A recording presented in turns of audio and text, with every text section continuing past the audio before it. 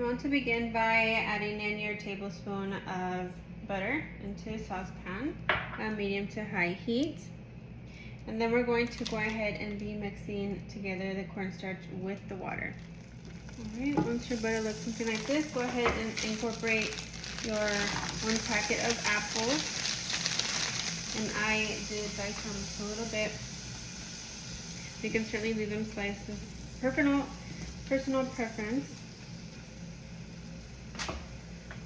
Alright, next I'm going to take my teaspoon of cinnamon and just incorporate that and give it a good mix. My regular apple cinnamon filling recipe, you'll see that I incorporate brown sugar. This is supposed to be sugar-free, so I'm going to leave it just as it is, but it's a personal preference to incorporate Splenda in here. So a tablespoon would be okay. Next, I'm going to go ahead and mix the cornstarch with the 1/4 cup of water. So this is just about 1 tablespoon of cornstarch to a 1/4 cup of water. I'm just going to give it a good mix like this. With a little more. If you were to add the cornstarch right directly into the filling that you're making, it'll get a little bit clumpy, so that's why I'm doing it this way. Go ahead and incorporate. And give this a little mix.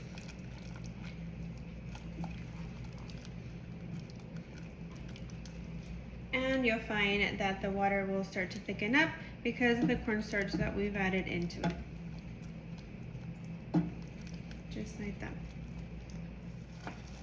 And once it looks something like this, go ahead and set aside to cool down, and we'll continue making the cheesecake filling.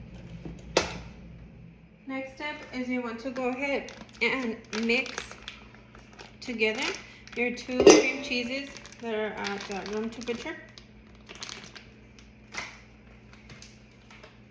You also want to add in 2 eggs at room temperature. And 1/2 cup of sugar. Well, in this case, it's sugar-free, so 1/2 cup of Splenda. And then your splash of vanilla extract, this is one right here that I use. So you're more than welcome to use a Great Value brand. Alright, but we're going to go ahead and begin by mixing these ingredients here until it no longer appears as clumpy.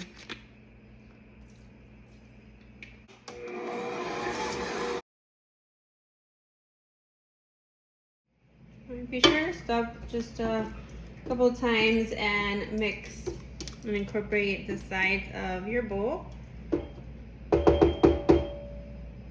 Alright, and also incorporate this back in just a little bit and continue to mix.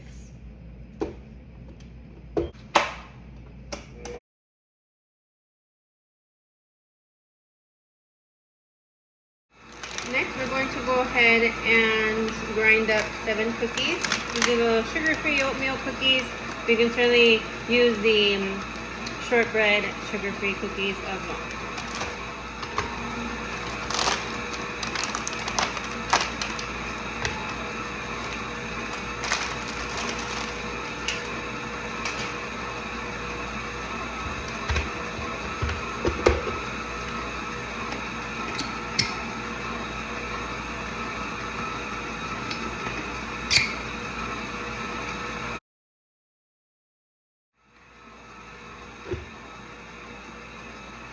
Okay, so it's something like that, where it completely becomes crumbs. On to the next part, you want to go ahead and add in your cookie crumbs.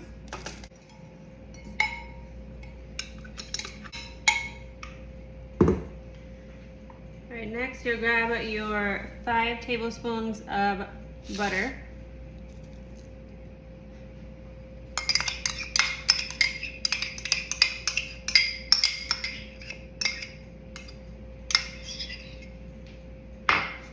Go ahead and give this a good mix until you get the sand consistency.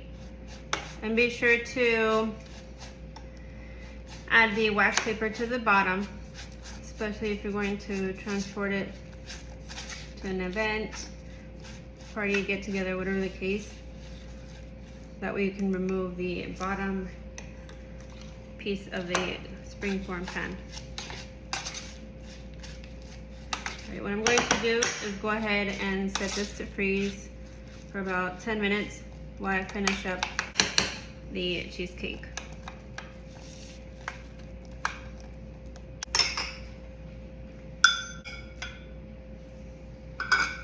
Alright, we're going to set it in the freezer and we'll continue. Now for the final step, I'm going to go ahead and incorporate the 2 eggs.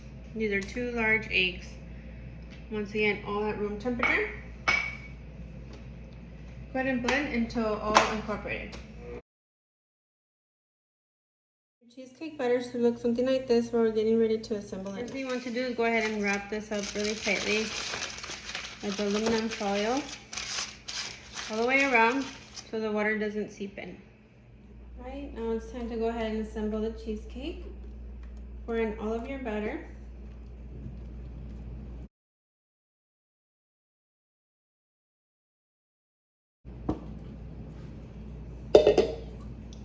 That should look something just like this, and go ahead and bring that all the way around.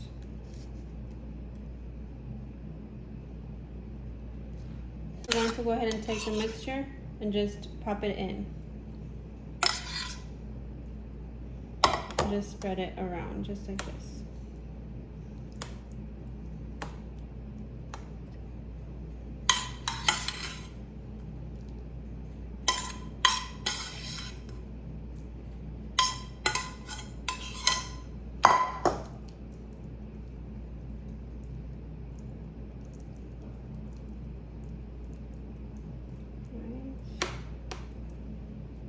So incorporate that all the way in. And we're going to take that cheesecake and sort of cover it. The cheesecake filling.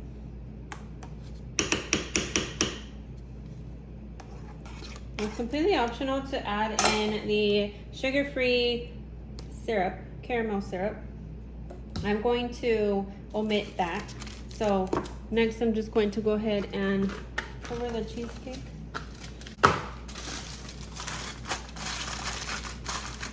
And wrap it up really tightly and then add that into the pan with the water in here.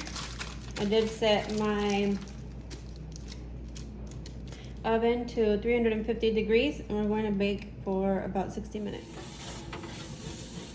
Alright, so 60 minutes have passed. I'm going to go ahead and remove this from the baking pan and allow to cool completely out on the counter before sitting in the refrigerator for a minimum of 3 hours.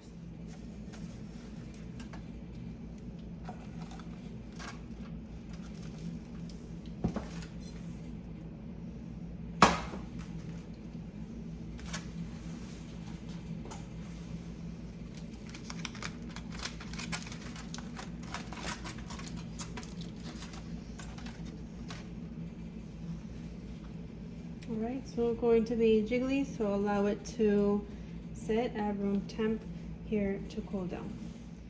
Alrighty guys, so I let this chill many hours later. So what I want to do is just cut around it first before releasing the springform pan. And you can certainly top this off with pecans or caramel syrup or crumbs, apple crumbles.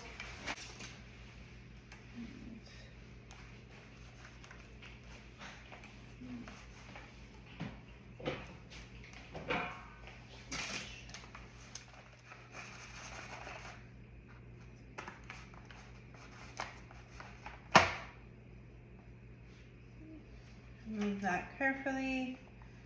And of course we do have the film underneath here as well.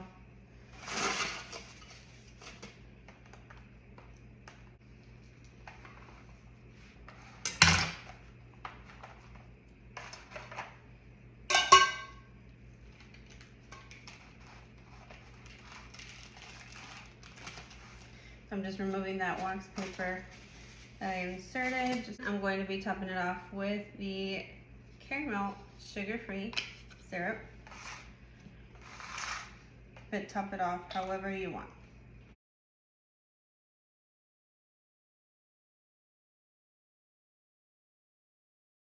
And there you have it, guys, a quick and easy dessert to take it to any gathering and get together. So I do hope that you try this at home. If you like this video, please don't forget to give us a thumbs up. Also, don't forget to turn on the notification bell so you don't miss any future videos. And with that being said, I'll see you in the next one. Bye, guys.